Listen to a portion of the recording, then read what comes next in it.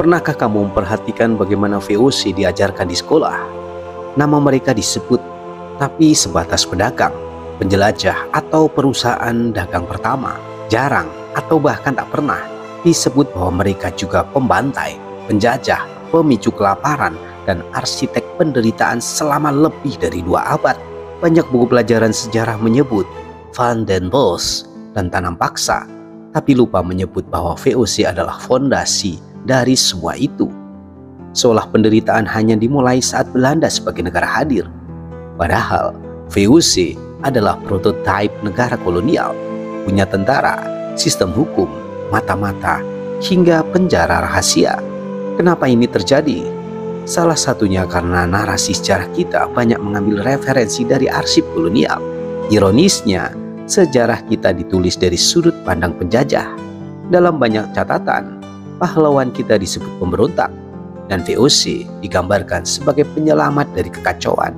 Hari ini kita melihat generasi muda tak mengenal betapa brutalnya VOC, padahal memahami kengerian masa lalu adalah langkah pertama untuk tidak mengulanginya.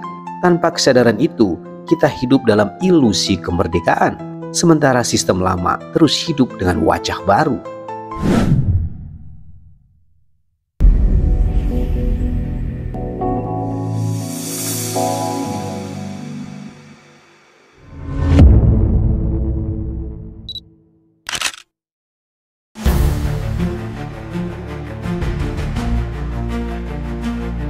Tahun 1596, di perairan utara Banten muncul sosok-sosok asing, kapal-kapal besar bertiang tinggi, layar putih mengembang seperti sayap makhluk raksasa dari negeri dongeng. Orang-orang Banten menatap dalam diam. Yang datang adalah Cornelis de Houtman dan armadanya, utusan dagang dari negeri jauh bernama Belanda. Mereka membawa cermin, manik-manik, dan senyum. Tapi sejarah selalu mengajarkan, senyum bisa menjadi pembuka penaklukan. De Houtman datang bukan tanpa bekal informasi. Ia telah mempelajari rute pelayaran dari catatan Portugis. Namun ia juga membawa sesuatu yang lebih berbahaya, ambisi. Dan ambisi itu kelak akan menjelma menjadi perusahaan dagang paling berbahaya yang pernah diciptakan manusia. Verenigde Oost-Indische Compagnie, atau yang kita kenal sebagai VOC, didirikan resmi pada 20 Maret 1602. VOC diberi kekuasaan bukan hanya untuk berdagang, tapi juga berperang, mencetak uang, dan menjajah. Pada awalnya VOC tampil sebagai mitra. Mereka menyapa raja-raja lokal dengan penuh hormat, menyuguhkan hadiah, menjanjikan perdagangan yang adil. Tapi siapapun yang mempelajari sejarah akan tahu, kolonialisme tidak pernah datang dengan wajah asli di hari pertama. Ia menyusup dalam kontrak, dalam barter, dalam kebijakan dagang yang pelan-pelan mencekik.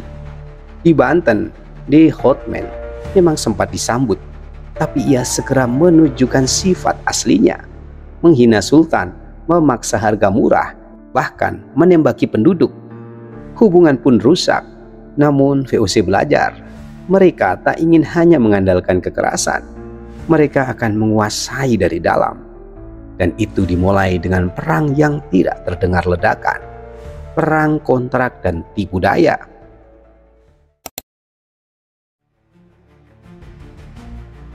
Banyak yang mengira penjajahan hanya soal bedil dan benteng.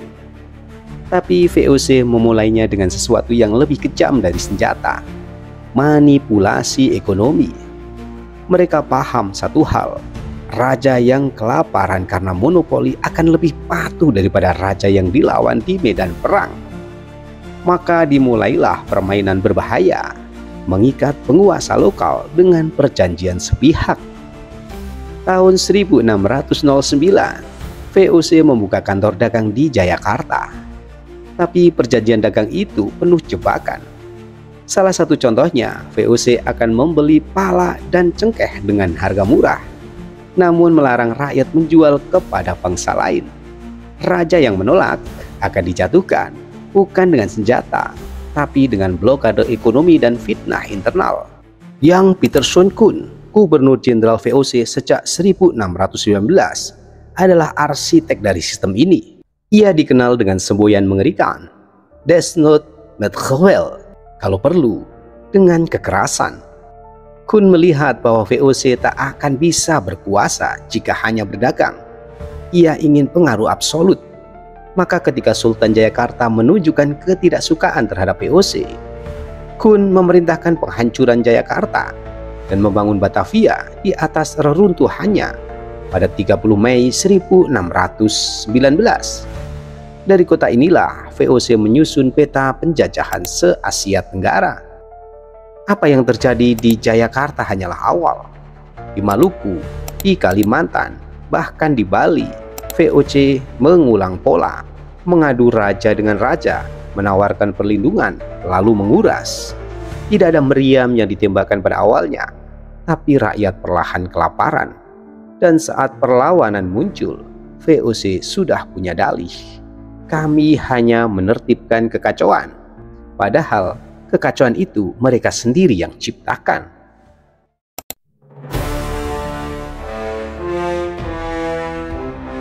Pulau Banda 1621, sebuah pulau kecil di Maluku yang kala itu menjadi surganya dunia. Pala tumbuh subur di sana, rempah emas yang dicari seluruh Eropa. Tapi bagi VOC, Banda bukan sekadar lokasi dagang. Ia harus dimiliki sepenuhnya. Ketika penduduk Banda menolak menjual pala hanya kepada VOC, Jan Pieter Sun Kun memutuskan untuk menghukum. Tanggal 21 April 1621, Kun dan pasukannya menyerbu Banda. Yang terjadi bukanlah pertempuran, itu adalah pembantaian. Lebih dari 14.000 penduduk Banda dibunuh atau diperbudak. Laki-laki, perempuan, anak-anak, rumah dibakar, pohon pala disita, dan pulau itu diubah menjadi ladang kematian yang kemudian dikelola oleh tuan tanah Belanda dengan budak dari Jawa dan Makassar. Banyak sejarawan menyebut ini sebagai salah satu genosida pertama yang dilakukan oleh korporasi. VOC adalah perusahaan dagang, tapi ia memiliki tentara, senjata, kapal, dan kekuasaan hukum. Dan pada hari itu, korporasi membuktikan bahwa ia bisa lebih kejam dari kerajaan manapun. Kun menulis dalam laporannya yang dikirim ke Heer 17, Banda is no cleansed, red is safe. Satu kalimat untuk menggambarkan ribuan nyawa yang dikorbankan. Dan dunia diam. Karena pala dari Banda yang harum, tetapi jual di Amsterdam, tetap dibeli oleh bangsawan Inggris dan Perancis. VOC tahu satu hal, selama rempah mengalir, darah bisa disembunyikan, dan Banda hanyalah satu dari banyak pulau yang dikorbankan atas nama dagang.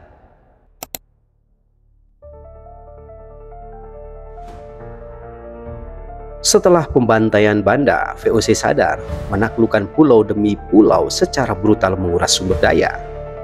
Maka mereka beralih ke cara lain, kontrak, perjanjian, monopoli. Tapi bukan sembarang kontrak.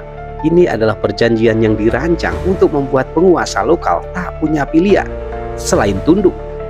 Salah satu contohnya adalah perjanjian Ambon 1654 yang memaksa penduduk hanya menjual cengkeh kepada VOC dan dengan harga yang telah ditentukan VOC sendiri. Di tempat-tempat seperti Ambon, Tidore, hingga Sulawesi, VOC menandatangani puluhan kontrak monopoli. Mereka menyebutnya kerjasama. Tapi pada praktiknya itu adalah kutukan. Jika seorang raja melanggar, VOC akan menghancurkan ladang, membakar desa, dan mendatangkan kekacauan agar raja lain melihat dan takut. Sistem ini didesain untuk menciptakan ketergantungan. VOC melarang penduduk menanam tanaman selain rempah. Bahkan, jika hasil panen rempah terlalu banyak, mereka memerintahkan pembakaran agar harga tetap tinggi di Eropa. Bayangkan, rakyat dilarang menanam padi, tapi demi menjaga harga rempah untuk bangsawan Amsterdam. Di Batavia, pusat kekuasaan VOC, sistem ini dikelola bak mesin. Ada departemen keuangan, perencanaan logistik, hingga propaganda. VOC bukan sekedar pedagang, mereka adalah negara dalam bentuk perusahaan. Dan rakyat Nusantara, menjadi komoditas dalam neraca laba rugi.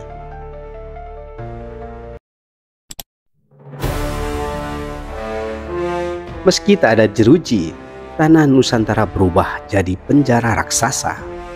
Rakyat tak boleh menjual hasil panen ke pihak lain. Semua dijual ke VOC, bahkan dengan harga yang tak layak. Yang mencoba berdagang diam-diam akan dicap penyelundup, dan hukumannya bisa mutilasi, pengasingan, bahkan hukuman mati. Sistem ini disebut paksaan tanam secara terselubung, jauh sebelum tanam paksa resmi diberlakukan oleh pemerintah Hindia Belanda. Tahun 1740 terjadi tragedi besar di Batavia, pembantaian etnis Tionghoa oleh VOC. Sekitar 10.000 orang keturunan Tionghoa dibantai karena dituduh menyelundupkan beras. Tapi sesungguhnya mereka hanyalah korban dari sistem yang menolak adanya pasar bebas. VOC takut kehilangan monopoli, dan untuk itu mereka rela melumuri tanah Batavia dengan darah. VOC juga menciptakan kelas sosial baru, kaum priayi palsu, bangsawan lokal yang diberi posisi asal tunduk pada VOC. Mereka diperalat untuk mengawasi rakyat sendiri. Para priayi ini diberi gaji, rumah, dan kekuasaan dengan satu syarat: kesetiaan mutlak pada Batavia. Rakyat biasa diperas dari dua arah, atas nama adat oleh penguasa lokal dan atas nama kontrak oleh VOC. Dan yang paling tragis, ketika rakyat lapar, VOC lah yang menjual beras kepada mereka dengan harga berkali lipat dari harga pasar. Tak semua diam. Di berbagai penjuru Nusantara, perlawanan muncul. Di Sulawesi, Makassar menolak tunduk. Di Jawa, Trunajaya bangkit melawan Mataram yang menjadi boneka VOC. Di Sumatera, orang Aceh terus menyerang kapal dagang VOC. Tapi mereka semua punya musuh yang sama, kekuatan tak kasat mata yang menyusup ke istana, meracuni keputusan, dan membalikan sahabat jadi lawan. VOC pandai menciptakan konflik internal. Trunajaya yang hampir berhasil menaklukkan Mataram akhirnya dihancurkan, bukan oleh VOC langsung, tapi oleh Raja Mataram yang dibantu VOC. Strateginya selalu sama: bantu yang lemah melawan yang kuat, lalu habisi keduanya. VOC juga menyiapkan sistem intelijen, spionase dari pendeta, mata-mata dari pedagang, hingga sandera dari keluarga bangsawan. Mereka menciptakan labirin informasi yang membingungkan. Rakyat tak tahu mana kawan, mana lawan. Dan setiap kali muncul pemberontakan, VOC menulis ulang narasinya. Di arsip-arsip mereka, pejuang disebut perampok, raja yang menolak disebut pengkhianat. Sejarah pun mulai dikendalikan, bukan hanya tanah, tapi juga ingatan. Pada puncaknya, VOC adalah raksasa, mengendalikan lebih dari 20.000 personil, memiliki 150 kapal perang, dan jaringan dari Cape Town hingga Jepang. Tapi kerakusan menghancurkan segalanya. Korupsi menjamur. Pejabat VOC hidup mewah di Batavia, sementara rakyat menderita. Dan pada tahun 1799, VOC dinyatakan bangkrut. Tapi sejarah memberi twist. Walau bangkrut, VOC tidak benar-benar mati. Semua asetnya, tanah, tentara, kantor, dan bahkan pajak yang dikumpulkan dari rakyat Nusantara diambil alih oleh pemerintah Belanda. Maka VOC pun berinkarnasi menjadi kekuasaan kolonial formal, Hindia Belanda. Rakyat Nusantara pun hanya melihat perubahan seragam. Dulu penjajah memakai nama perusahaan, sekarang negara. Dulu mereka bilang ini soal dagang, sekarang mereka bilang ini peradaban. Tapi isi surat perintahnya tetap sama: kuasai, kendalikan, peras. Dan dari reruntuhan VOC lahirlah sistem tanam paksa, pendidikan kolonial yang memisahkan pribumi dan Eropa, serta pemiskinan sistemik yang akan berlangsung hingga abad ke-20.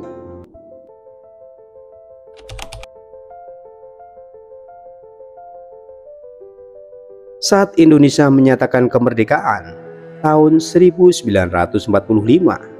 kita kira semuanya berakhir. Tapi sejarah tak sesederhana itu. Banyak struktur pemerintahan modern, dari sistem administrasi desa hingga cara kita mencatat tanah, berasal langsung dari blueprint VOC. Ya, warisan VOC bukan hanya bangunan tua, tetapi sistem yang membentuk cara kita memerintah dan diperintah. Contohnya, sistem land rate atau pajak tanah yang diperkenalkan oleh VOC pada abad ke-17 menjadi cikal bakal sistem agraria kolonial. Setelah VOC bangkrut dan digantikan oleh pemerintah Hindia Belanda, sistem ini dipertajam dengan tanam paksa atau culture stelsel. Tapi bahkan setelah Indonesia merdeka, pola itu terus diwariskan.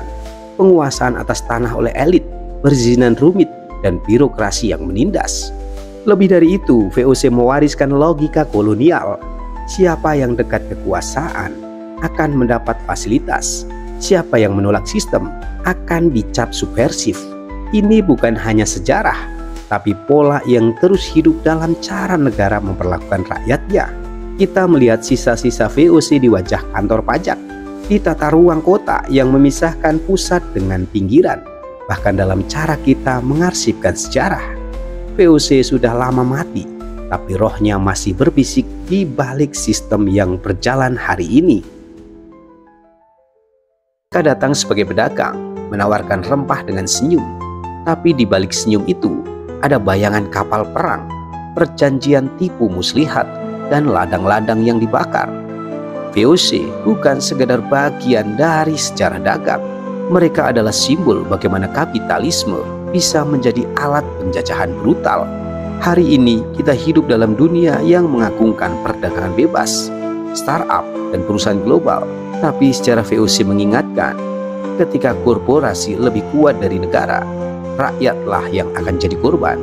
VOC adalah pelajaran paling tua tentang kerakusan tanpa batas. Mereka mungkin telah lama hilang, arsipnya dikunci di museum, dan sejarahnya disamarkan. Tapi selama warisan sistemik mereka masih hidup, perjuangan belum selesai. Kita bukan hanya mewarisi tanah dari leluhur, tapi juga trauma yang harus dipahami dan disembuhkan. Jadi ketika kamu membaca sejarah VOC, jangan hanya melihat angka perdagangan atau peta pelayaran. Lihat darah di balik tinta, lihat rakyat yang dikubur di balik untung rugi.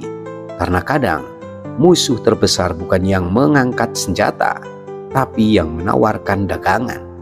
Terima kasih sudah menyaksikan konten ini. Jangan lupa untuk subscribe Ale Media, like, dan tinggalkan komentar untuk diskusi. Bagikan konten ini kepada sahabatmu, barangkali bermanfaat. Sampai jumpa di episode berikutnya. See you next time.